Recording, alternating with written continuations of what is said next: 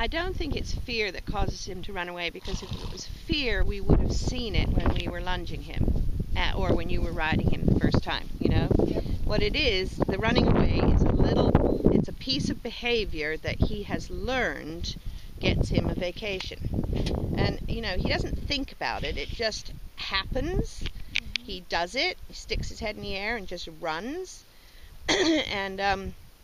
and gets rewarded for it by the fact that you get off and go away and don't come back for a while.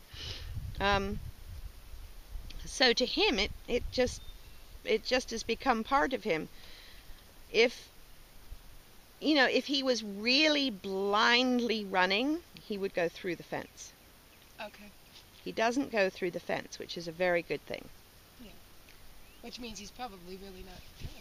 I don't think he's terrified. I think he just does it. It's like a response that he's learned. Oh, I get to this place, and if I'm starting to feel a little tired or a little pissed off, I just stick my head in the air and I run, and Alicia gets off and goes away.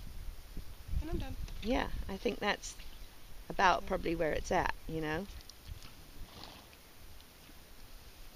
He's a bad boy. He doesn't look bad right now, does he? Nope. He's always, since he was a baby, he's always had tricks up his sleeve that he's always wanted to pull out. He's just always done stuff. And well, knowing the history that he has and the fact that he's had a long time developing all this behavior, I think that, the person who takes him has to realize that this is a fairly long process.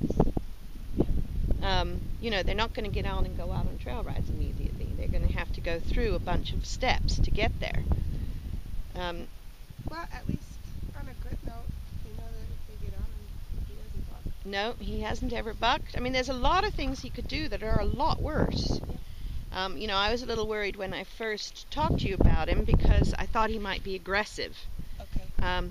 But I didn't find him to be aggressive. He never threatened me, never came into my space as long as I had set limits. Right. He respected those limits, and he was fine. So these are all the things that lead me to believe that he's not a crazy or an evil horse, and they do exist. There are horses out there that I would not be saying were worth pursuing. There are horses out there that I do believe are untrainable. Often it's not their fault. Sometimes it's the way they were born, but I don't think he's one of them. Okay. So that's a good thing. Good.